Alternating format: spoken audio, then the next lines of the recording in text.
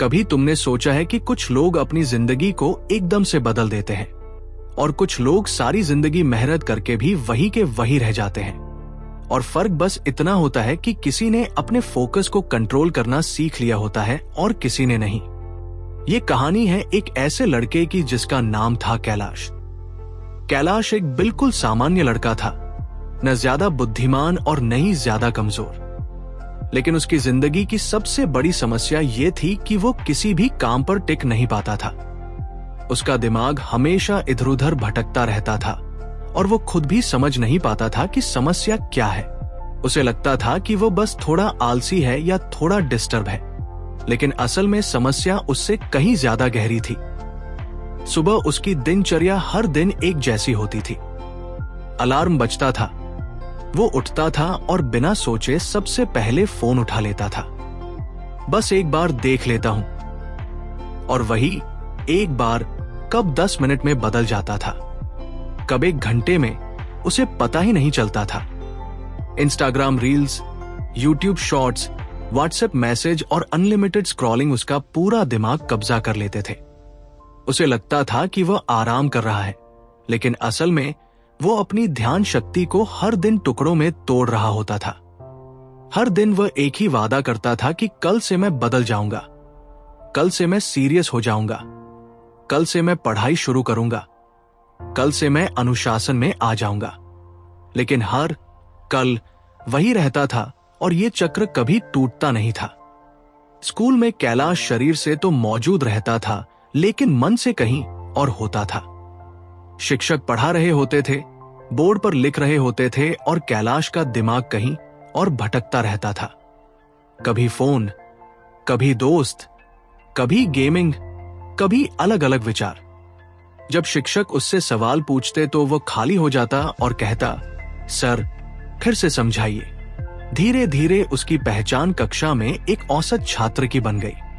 लेकिन सबसे खतरनाक बात यह थी कि कैलाश को लगता था कि यह सब सामान्य है। उसे लगता था कि हर छात्र ऐसा ही होता है, थोड़ा डिस्टर्ब, थोड़ा आलसी।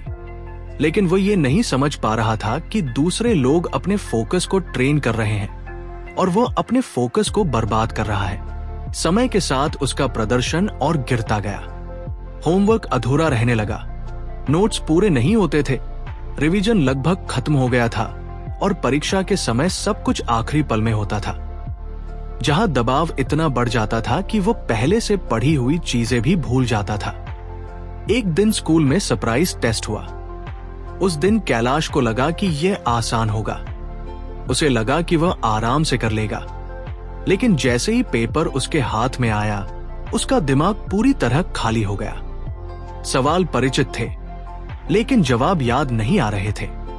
ऐसा लग रहा था जैसे उसका दिमाग लॉक हो गया हो। वो घबरा गया।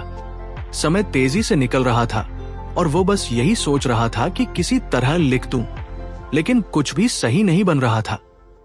परिणाम आने पर वह अपनी उम्मीदों से बहुत नीचे था। उस दिन वह घर आकर चुप बैठ गया, न फोन उठाया, न किसी से बात की, बस खामोश बैठा रहा। उसके अंदर एक भारीपन था जिसे वह समझ नहीं पा रहा था। अगले दिन वह बिना किसी योजना के पार्क चला गया ताकि थोड़ा मन शांत कर सके। वहां हल्की शांति थी, पक्षियों की आवाज थी और लोग घूम रहे थे। तभी उसने देखा कि एक कोने में उसके पड़ोस के दादाजी ध्यान, मेडिटेशन कर रहे थे। वे पूरी तरह शांत थे, आंखें बंद थी और उनके चेहरे पर गहरी शांति थी। कैलाश उन्हें देखता रहा। कुछ देर बाद दादाजी ने आंखें खोली और उसकी तरफ देखकर मुस्कुराते हुए बोले, बेटा तुम इतने परेशान क्यों लग रहे हो? कैलाश थोड़ा हिचकिचाया और बोला, दादाजी मैं किसी भी चीज पर फोकस नहीं कर पाता हूं। मैं बहुत कोशिश करता हूं, लेकिन कुछ भी लगातार नहीं हो पाता। दादाजी ने ध्यान से उसकी बात सुनी और हल्की मुस्कान के साथ कहा, फोकस नहीं कर पाते या फोकस करना किसी ने सिखाया ही नहीं। यह बात कैलाश के दिमाग में गहराई तक उतर गई। वह चुप हो गया क्योंकि उसके पास कोई जवाब नहीं था।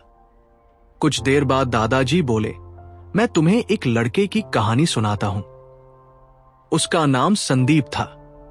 संदीप भी तुम्हारी तरह ही था, हमेशा डिस्टर्ब, हमेशा उलझा हुआ और हमेशा कुछ शुरू करके छोड़ देने वाला। उसकी जिंदगी भी ऐसे ही चल रही थी। हर दिन नए प्लान, हर दिन नई असफलताएं और हर दिन वही पछतावा। लेकिन एक दिन उसकी जिंदगी में एक किताब आई, डीप वर्क, और उस किताब ने उसकी सोच को हिला दिया। उसने सिर्फ पहला अध्याय पढ़ा और उसमें लिखा था कि फोकस दुनिया की सबसे महत्वपूर्ण स्किल है और जो व्यक्ति अपने फोकस को नियंत्रित कर लेता है वो अपनी जिंदगी को नियंत्रित कर लेता है। संदीप को पहली बार समझ आया कि समस्या आलस्य नहीं है बल्कि ध्यान का टूटना है। हर नोटिफिकेशन, हर आवाज और हर छोटी रुकावट उसके दिमाग को तोड़ रही थी और वह इसे सामान्य समझ रहा था। उसने तय किया कि वो अपने फोकस को ट्रेन करेगा।